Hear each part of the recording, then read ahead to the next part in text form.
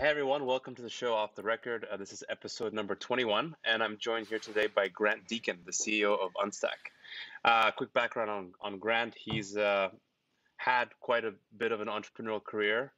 I think initially starting off delivering paper, if I'm not mistaken, and is the CEO of Unstack, his latest startup. And the company just at the end of last year announced 3.1 million in funding. So congratulations on that. A grant. The company provides a no-code marketing platform that gives marketers and entrepreneurs the fastest way to launch and scale a business. So, Grant, awesome having you here with us today. Thanks for joining. Yeah, I'm really excited to be here and really excited to just dig in. Cool. So I'll start off the first kind of question. I had a chance to go through your background, and I know that Unstack isn't your first kick at the can of being an entrepreneur. So can you tell us a little bit about Grapevine and any stories you could share about that process of creating that company that you haven't maybe shared publicly before? Yeah, Grapevine was a roller coaster adventure. I tell people it was like the penultimate startup experience. All the crazy things you hear, good, bad, and ugly. We kind of went through, I think, at Grapevine. I didn't start the company. I came on probably about a year in as it was going through a bit of a pivot and a rebrand from being kind of an agency to really making a full push into tech. And that was my background. It was kind of coming from the product and UX side. How could we take a business that was clearly getting some traction as the influencer space was really, people didn't talk about influencer back in 2013. There was no such thing as Instagram influencers then like you hear about it today. So the company was very early on that. And the product was really just this big Google sheet, that like people were manually tracking, video counts, on YouTube and interns, updating things like very, very manual. But in essence, it was kind of like this really rough MVP, kind of validating these processes and getting some early product market fit. So I came into that company to really help say, hey, well, how do we kind of get out of our own way? And is there a marketplace play here, where we can build all of the tools to bring those advertisers and those influencers together to make magic happen, right? And so, our focus there was, we ultimately became the second largest way that influencers were earning revenue from the work that they were doing. Most of them had just been completely dependent on AdSense from Google, right, or from their multi-channel network partnerships. And then we came in and said, well, hey, there's this big sponsorship opportunity. There's no real consolidated place to find those opportunities. That's what we really focused on. And then we really focused on the performance aspect of that for the advertisers, which was largely ignored. Everybody was just talking about brand exposure, but nobody was saying, hey, is there an ROI on this channel, right? Which people talk a little bit more about today. So we had all kinds of crazy experiences there. I joined to run product. About 3 years in, I found myself in the CEO role through, there's basically a big reset of the business. The company had struggled, and we kind of had to do a full level set of the business, kind of a full reset. So I'd say a couple of things we probably haven't shared before. One of the first things I had to do, I got a call from 2 board members, and they said, hey, we looked at everything, I had looked at it too. And they said, we have to downsize aggressively, like today. And so the first thing I had to do was literally lay off, I think 17 of our 20 employees. I remember sitting on it was incredibly stressful. And these are all people I was friends with these people, you know what I mean? We spent all this time with them. It was an awesome place to work. And I remember sitting on the floor in one of the conference rooms at the end of the day with the lights off. It was 7:30 at night. And it was in Boston, and so it was dark at that point. And just being man, it can't get worse than this, this is crazy. And so the interesting thing about that story is it didn't get worse. It obviously got better. We were able to rebuild a lot of those people that, we had to part ways with. They went on to do amazing things. I see all their updates on LinkedIn. I'm so friends with many of them. Like that was like a really great positive thing to see as people like use Grapevine as a platform to go do their next thing. And then ultimately, you know, we built the company back up, and it was acquired a few years later. And so I think that's an interesting story for people to think about. Sometimes it can be really, really tough, and you can feel like I don't know what's next. But they're often, you know, if you stay with it and think about it and kind of, you know, navigate through, you can get to the other side. Yeah, no, as a CEO, I can relate. You have these like WTF moments. It's like, okay, like it's over. Like I don't know what else to do, and you gotta just figure out a solution and kind of get through it. With that story, though, I'm Yeah. curious, like with your history with Grapevine and what you went through, what are like some big takeaways that you learned through that process that you applied now at Unstack? It could be investors, Well, it I could be think I spent a lot of fundraising. time. Yeah. I mean, I think there's two big kind of lessons that stick out to me right now as I'm thinking about it. You know, I think one is for startup founders, especially just generally, but especially if you're kind of in the venture side of the camp, you know, where you've got investors and maybe a board, like the board is not just this thing that you report into once a quarter. Like they, you know, I think really looking at your board as your partners, as people that you can lean on and collaborate with, like being very transparent as a founder. I think sometimes founders are scared to be like, I don't know the answer to this, or I'm stuck, or I have an issue, or we're in trouble over here, or we had someone quit, or we, you know, whatever it is. The board can help you, right? That's their job, right? And so uh, I think, you know, transparency, proactivity, you know, I think a lot of times, you know, it's harder to like go right at the problem. But I think, you know, I look back at that situation, I'm like, hey, if we had tackled or known about certain things just 90 days sooner, like we could have potentially avoided a lot of challenges, a lot of painful challenges for a lot of people. So I think that's something, as you know, founders listening, if you're in a, you know, if you see something coming around the bend, get in front of it. You know, don't look away from it, because it's Hmm. not going to go away. Again, I think being super transparent with not only your board but your employees, like don't take it all. Like I think CEOs, like, you know, especially first time, like they take it all on their own shoulders. You can like lean on your team. Maybe I have found at least that you know, being able to be open and communicate with your team, like on what's, you know, what's hard and things like that, people actually lean in. That's when people really lean in, versus, Right. you know, trying to do it all on your own. Like that's, I don't think, a good recipe for success generally, but especially as a startup. Okay, interesting. And with Unstack now, I know you're building the company right now. You're growing it. It's you know you're launching a lot of new features and you have a great roadmap in place from what I could see. You know, y- you have that background at Grapevine where you were really focused on like the tech and the product side. So you must have taken some of that learnings and applied it here. But now as like, you know, one of the founder or the co-founder of Unstack and as CEO, fundraising is a big part of what you have to do.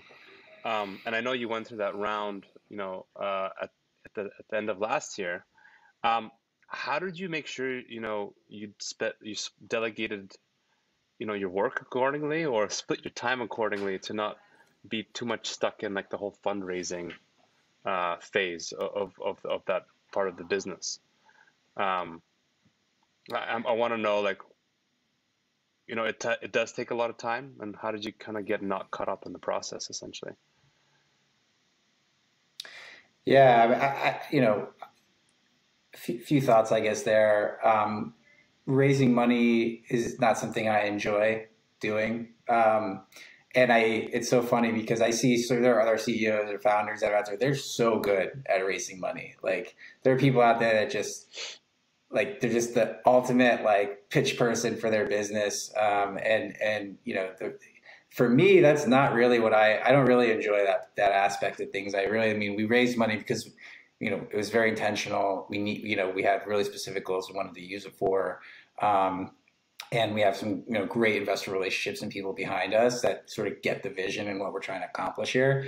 So my looking at it was how do I do this as efficiently and quickly as possible, and then get back to building the business and building the product. Versus I think sometimes you can have founders who get into a cycle of just always fundraising, and part of that's tough because sometimes it just takes a really long time, or maybe you haven't done it before, and so you're kind of figuring it out as you go, and 2 months turns to 4 months, turns to 8 months, and all that time is kind of coming away from other things CEOs can be really effective at, right? Like business development, strategic partnerships, revenue generation, hiring, recruiting, right? Like that's the really important stuff, and like the capital is really just a tool to hopefully accelerate a lot of that. So for me, honestly, a lot of it is just how do we get in and get out as quickly as we can on the capital raising piece.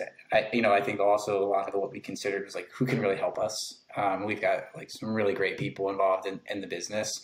And so, taking capital from any check is also, you run the risk of maybe not having the right partners in the business. So there is sort of there's more to it than just, getting through it. You have to, I think, be intentional with each aspect of it, but just high level, that's how I looked at it.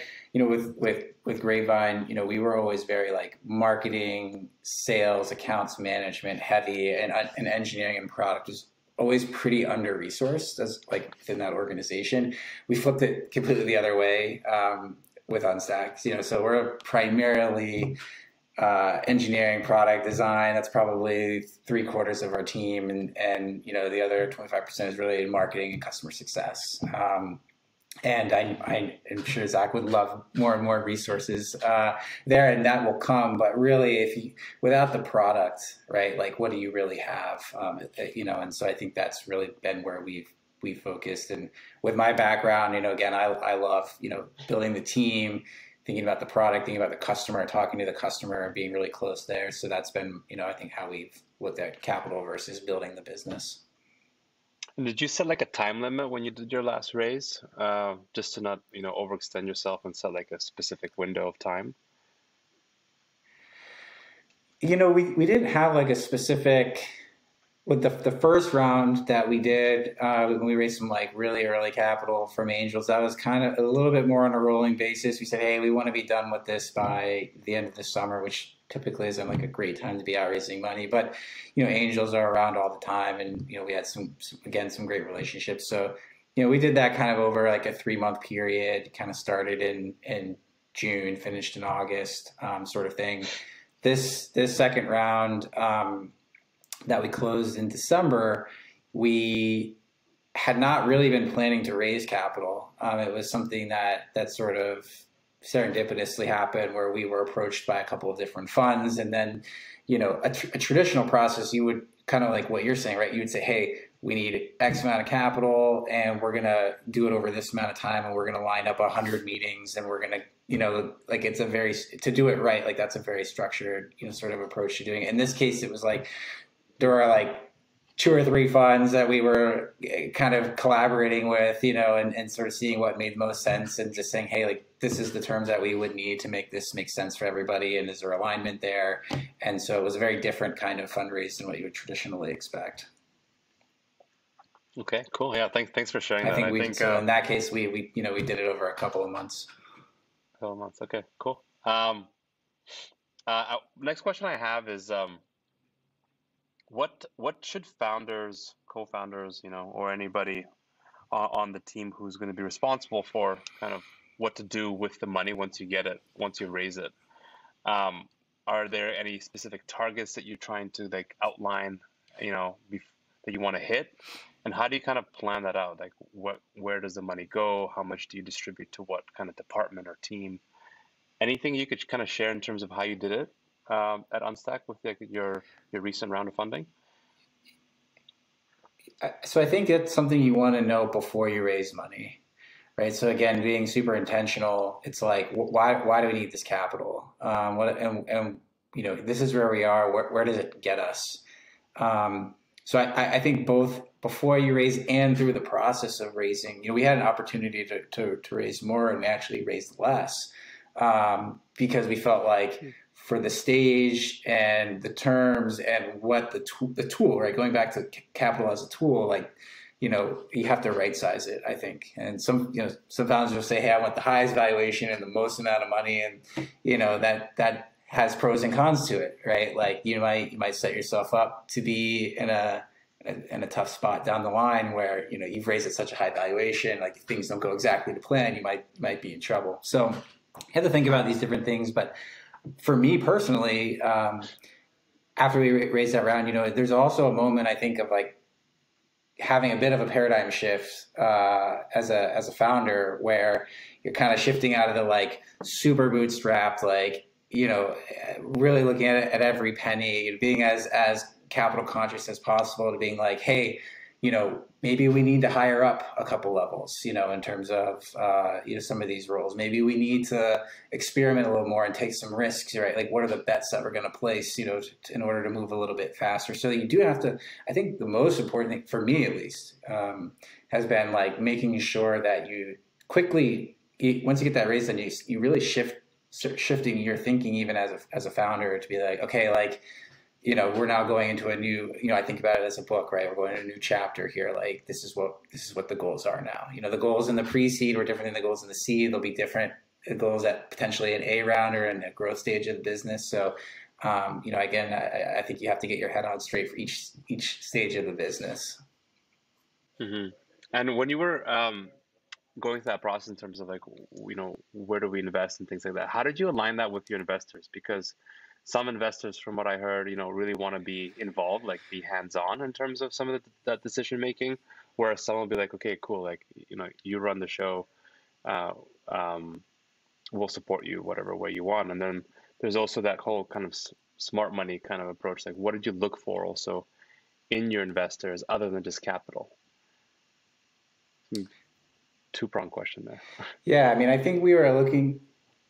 Yeah. So again, I can only speak to my experience. I know like not all investors are the same. For us, we were really looking, and again, like, we had this opportunity where people had kind of looked at what we were doing and heard what we were putting out there in conversations like this one that you and I are having, Aram, or other things that we were putting out into the market and the community.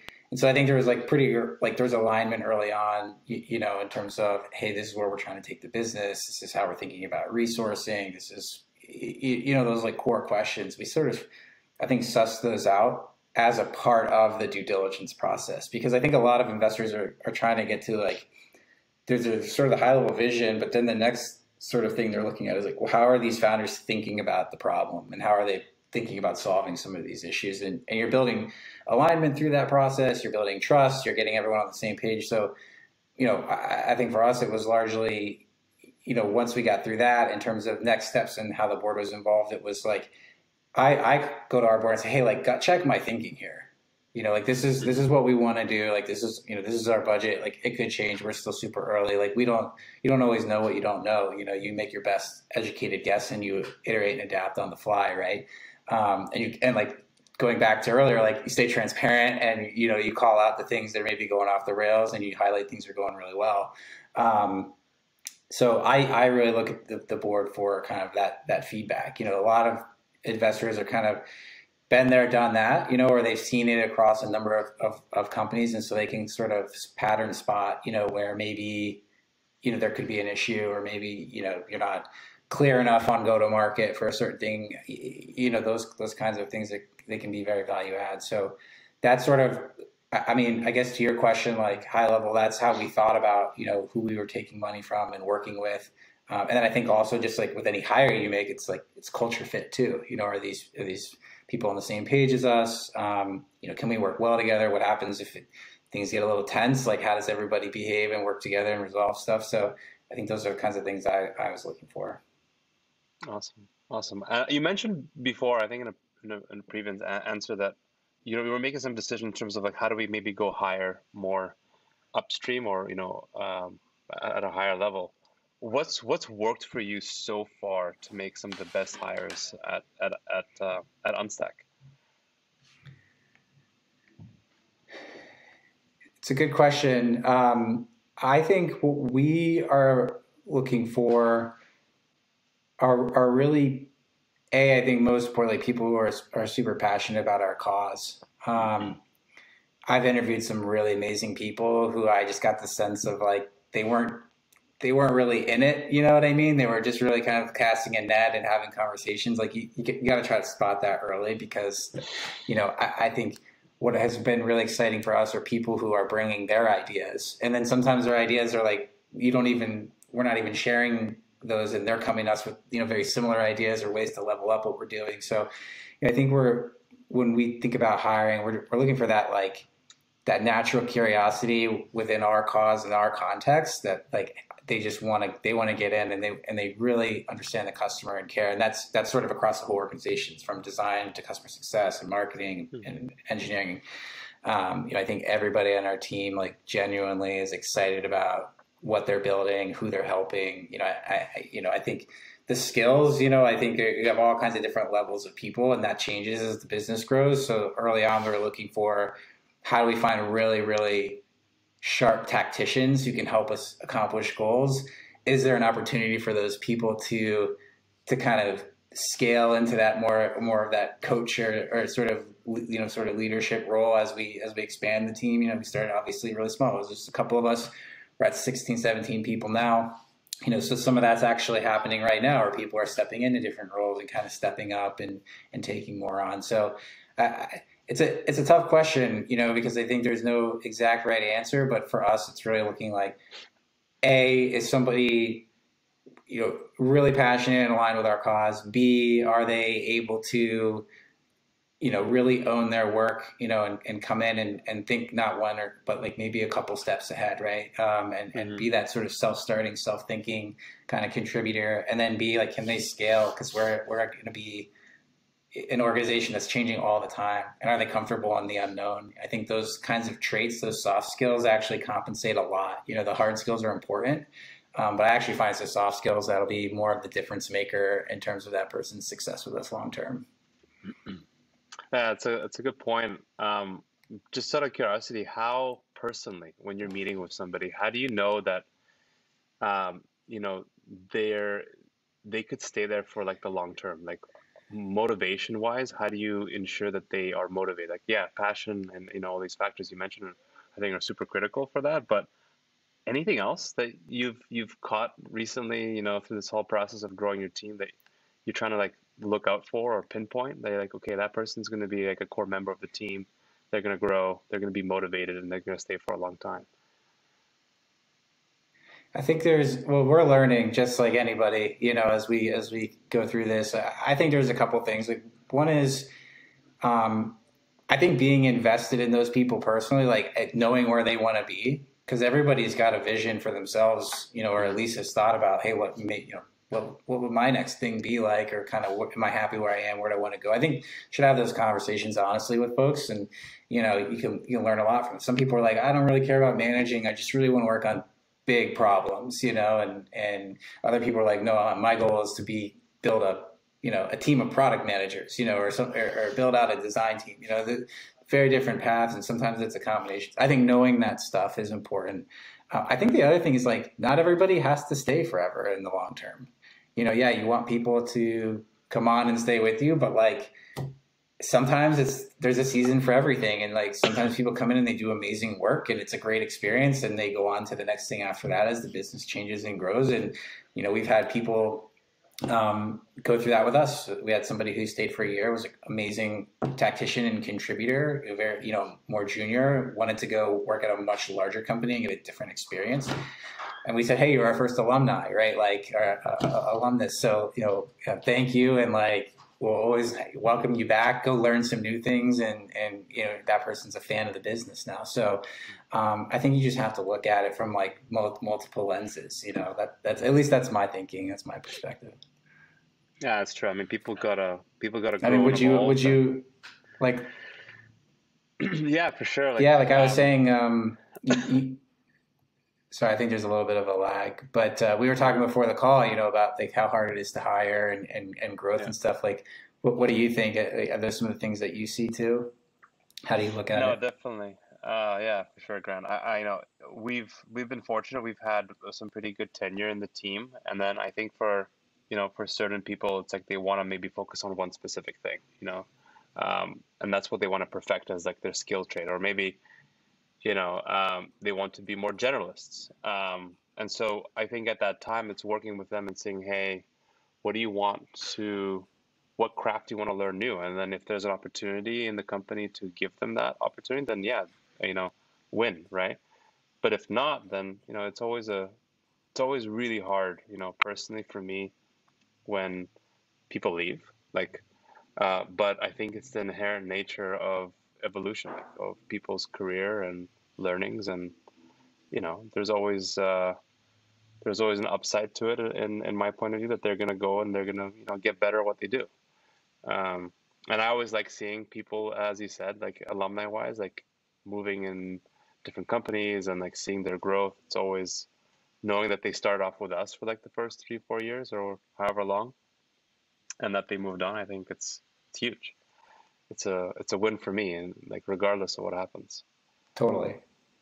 Uh, I wanted to ask about you know at Unstack, you guys are moving really fast.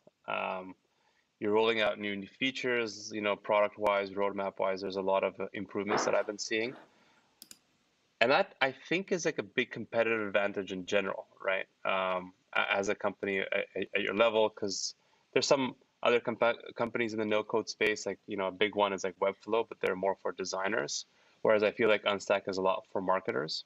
But how do you stay current in terms of like keeping on top of like what's needed, what are like the things coming up from the sales and marketing standpoint or community? How do you ensure that you're always like on point in terms of like what's the next thing to do? Yeah, I mean, I think there's a lot there that you can unpack in that question. I mean, I think for us as a business, we've tried to move really fast from the beginning. We just had a meeting where, the theme of the meeting was thinking about leverage in your work, and like our components tool is an example of that where, we can build a component once and we can ship it out to 10,000 users, right? Same for a theme. So we're looking within, we did that for integrations. We built like an integration builder that then allowed our customer success team to actually go in and add integrations when customers would request them rather than developer hard coding those in.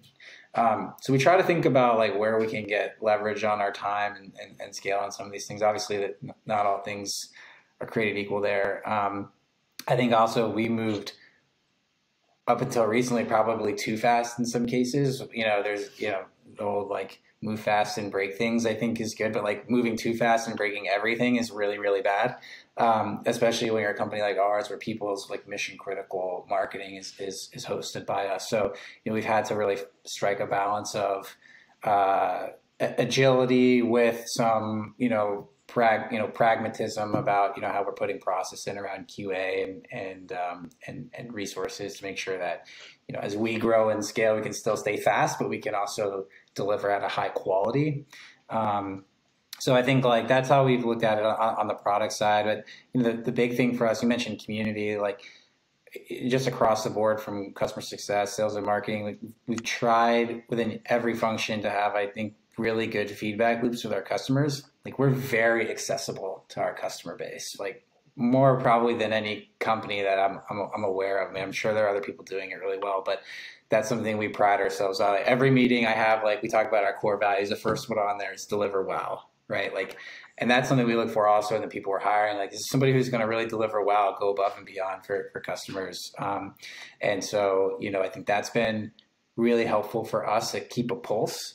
We don't get it right all the time. We do retrospectives on, product and marketing, like, hey, like, what did we do wrong here? Did we get something wrong in terms of where we spend time or build things? Everybody does get some things wrong there, but the goal is to try to be as dialed in as we can on like where are people struggling, where are people getting a lot of value, are there things we should be doubling down on, cutting, so on. Community's been really interesting to doing that well.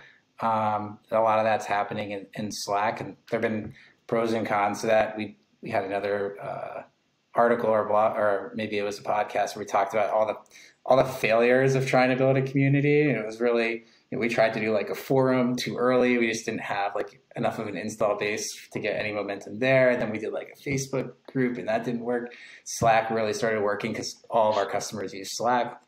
And now we're at a point too where like Slack might not be the right thing for the next step because there's no posterity, like there's no way to, for people to, I think, engage and solve problems within the community, where that persists. So we're looking at like, well, how does that grow, and how does community kind of feed product and things like that.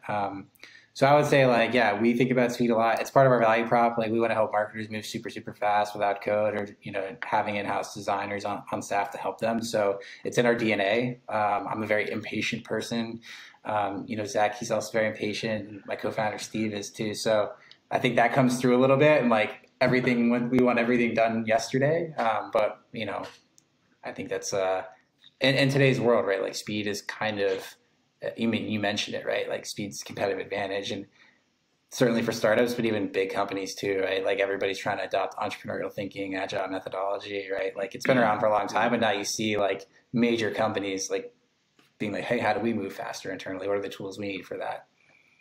Right. I'm really curious though to ask about, you said you sometimes ship things that are just, are not ready, or you ship too fast and it might break things. So what's like your definition of like it's good enough? Like, Yeah, even if it's not perfect, like what is your like balance there? I think for us, does it solve the intended problem, even if it's not like the most graceful solution to doing that, right? Like, can we learn enough and then say to the customer, like, hey, like, how was that? And they're like, oh, well, like, a lot of times it's like, hey, you're on the right track, but hey, you're missing on, these 3 or 4, like what we thought were edge cases maybe really aren't. Like maybe they're more common, and we didn't do enough customer like interviews to kind of nail a couple of those. So then we'll go back and do it again. But I think we're in a pretty fast release cycle and sprint cycle where, we're able to do that, whereas if we were only getting a couple releases out a quarter, like that risk goes up substantially. If you miss, you're kind of delayed. Then again, for us, it's like, hey, boom, it's out there. Okay, we got 80% of that right. Like we're missing on this 20%. Like let's get another cycle going on that and get that out there. So I think we've tried. That's sort of how we've approached it. Where there's sort of a no tolerance zone is in like infrastructure failure, or like bigger things there, integration failure. I think those are the kinds of things where like, if there's a risk of solving one problem over here, but introducing a bunch of others somewhere else, like that's a non-starter for us. So that's kind of the rubric, if you will, that we try to look at things through. I've had a talking to by my team multiple times, being like, "Hey, you're pushing too fast. Like we gotta slow down and QA this a little bit more." And I'm like, "I get it. We're not 20 customers anymore. So, we gotta be a little bit more careful." Yeah, no, it's really difficult. I think sometimes finding that perfect balance. I think in your case, especially, your solution powers marketing websites, which get a lot of attention, visibility, interactions for a lot of your end users. And so if something breaks, if something goes down, it's like dollars missed potentially, right? Do you kind of how do I put this? From like a downtime perspective or uptime perspective, what's like your typical like SLA that you are trying to always abide by?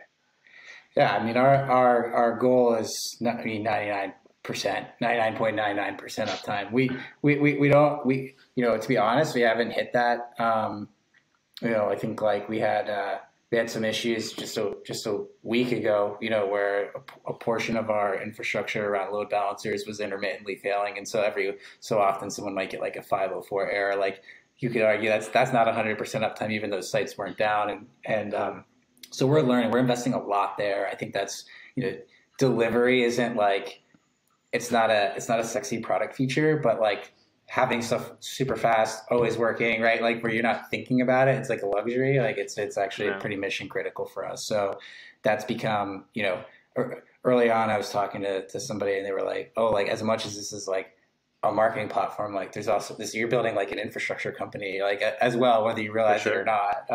And so, yeah, you're totally right. Like the marketing site is kind of, there's really, I think in today's world, there's no transaction, whether it's offline or online, that happens where a prospect or a customer isn't interacting with the marketing site or some subset of that, with blog, landing page, right?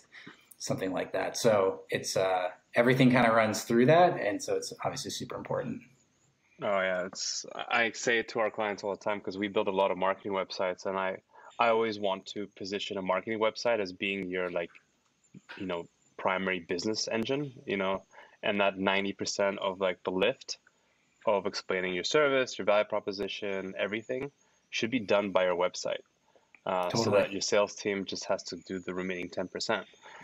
And it's a concept that's hard to grasp, funny enough, for a lot of marketing people, especially the ones that think that it's like you do it once and you're done kind of thing. Like we've had some clients before that we built it, we shipped a really large site, and then they didn't touch it for like months. And I'm like, you know, what's going on? And Yeah. I think more and more with some of like the scale ups that we're working with, it's always like, okay, cool. Like, what do we need to improve on? How do we optimize? What do we add next? And having a roadmap for your marketing website is something that people really, really need to start considering. And I was thinking of an idea for maybe Unstack as like a place for marketers to go and put in like their roadmap that they want to have into their own marketing website as like a place that people could look at, okay, like this is like the next thing I want to add, and then um, you know, something that internally they could start looking towards. I love that. Yeah, because it should be a living, breathing thing. Like marketing, I think more marketing teams are, but also should continue to adopt more like product thinking in terms of how they're approaching it. We just like ran an A/B test the other day on our homepage, and the variant was because you can do that like with one click now, you know, on Unstack. Um, and the variant was like, "What has your website done for you lately?" Right? And so like I think Yeah. it's an interesting thing people should be thinking about. What am I getting here? This isn't like a static like thing that's beautiful that's on the internet. Like this thing should be working for me. I should be learning from it. It should be personalizing. It should be split testing. Right? We should be squeezing as much as we can out of every opportunity, because as a second time founder, like you think about this probably a lot more than as a first time founder. Like distribution is what everybody's concerned about these days. Like it's more expensive than ever to get traffic to your site if you're buying it. It's harder to stand out and keep attention. You know, it's so much content out there. How do you differentiate, right? Like how are you capturing your audience and building audience? So, you know, if you're doing all those things to build audience, but then they're getting to a stale, static experience, it's not working for you. You know, it's sort of like you've only solved for half the equation. Yeah, and it becomes like a massive disconnect. Question about, you know, community, and you said that you went through a lot of learnings about how to where and to create a great community, and I think brand is super important as well. You know, there's a strong correlation there between brand and community because you want to have like really you want to have champions, right, of your business in many forms. Um, I wanted to ask you how do you keep that always at their forefront in terms of them giving a shit, you know, essentially about where Unstack's going and, you know, how they contribute to your future growth. Because if they have skin in the game, then they'll continue using your product essentially, like long term. How do you make that successful so that maybe other founders can learn from your past failures or, you know, upcoming successes? Yeah, I think this is an area where we're still learning. You know, like I think and it's something you're probably just always working at, improving on. Um, I think what we try to do internally, what we're trying to do to put out to our community is to really, again, like if you really understand your customer, you kind of know where they're struggling, what their pain points are. Um, so I think we kind of lead from the front on that charge in terms of like, okay, everything we put out there, we're not, every piece of communication is not an opportunity for us to sell, right? Like we don't look at it like that. You know, like we sent an email out yesterday. There's nothing salesy about it. It was like, hey, we just recorded this latest podcast, and it's really relevant if you're trying to build an MVP. I think it was your podcast.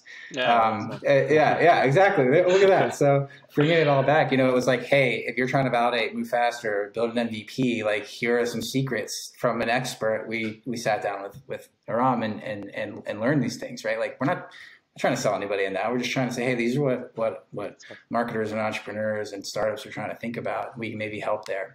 So that's about trust and goodwill and helping them know like we're in their corner with everything that we do. I think the other thing is just, again, like if you want other people to do it, like you have to do it first. And so like we try to be, I'm in the community. I respond to messages. Steve's in there. Like we try to get in there and foster that discussion and make it a place for people to know, hey, if I have a problem or I put something out there, like I'll get a response. And I think like as people see us doing it, more people and others will also chime in and say, hey, like, oh, here's how I did it, or here's a different approach you could take, or here's how we built a component. So, again, I think it's one of those things where it's you just do it and grind on it for month over month, week over week, and it starts to grow and build and snowball, over time. And so I think consistency is probably the most like, maybe under considered thing in building any kind of community or audience or company, right? For that matter. Yeah, for sure. I think just being diligent and persevere in terms of going through those initial, growth challenges of creating a community. Like you don't know if it's going to work. You're not getting the results maybe that you're trying to like see, but I think just sticking to it and just perfecting it and getting better of understanding how to connect with, your end users in your community. I think it just takes time and just trial and error, right? Exactly as you said it.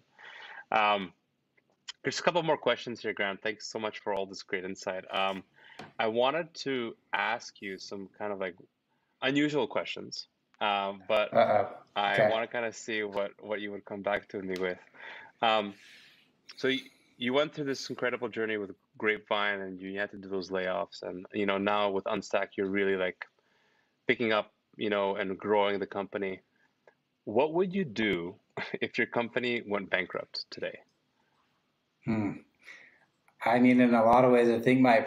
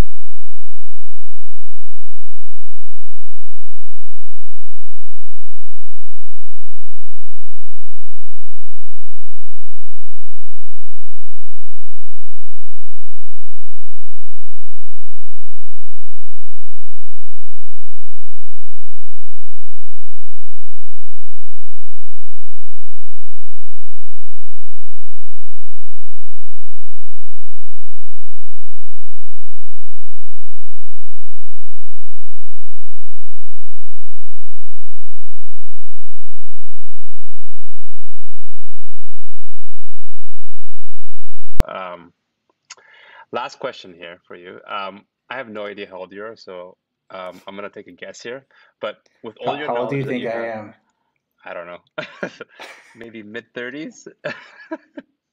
Am I close? Yeah. I think I know the question you're gonna ask, so it's a funny one because I'm 33. Okay, perfect. So like my question is, what would you tell to your 30-year-old self? Yeah, it's interesting. Usually, it's like, what would you tell your like 20-year-old self? And there's all this like decades that have gone by. Too Look, far I think back. just a few years ago, even like I've learned a lot. I think starting from the ground up, building Unstack. I've said this before in other interviews. I just think patience is this really important thing for founders, and it's a really interesting balance. I'm not a patient person. I really just always pushing, right? Always pushing, trying to get where I want to go. And I think there's a couple things. Or one, that's good. I think that's natural for especially in leadership. You have to know where you want to be, where you want to go, and you have to be relentless to get there. But I also think you need to be patient. You need to like check in with yourself and say and kind of remember that you're on a journey, and it's gonna, anything good. Like there's nothing that any of us have done in our lives that's been like really, really worth it. That's just been like the super easy thing, right? Like if you want to get into a great college or you want a great job, like nothing is easy. Building a family, right? Like startups, like it's all hard. The stuff that's worth it is hard and it takes a long time. So I think that's something like, patience is really important, and just like enjoy the journey. Building anything is, you have high highs and you have some low lows. And I try to like, be that trend line. That's my goal, is always be the trend line between the peaks and the troughs. So I can be that, then I'm really happy with myself. So I'd say those are the two things I would say to my 30-year-old self. Well, no, that's great feedback to pass on to everybody who's going to be listening. So that's wicked. Thank you so much, Grant. I really appreciate you being on our show. I'm sure our audience is going to love some of the insights that you provided. For everyone listening, this was another Off the Record episode. It's a podcast with the goal to build a community of founders and VCs around it so they can help each other make better businesses. So thanks again, Grant, and I'll see you next time. Yeah, this was awesome. Thanks for having me on, Aram.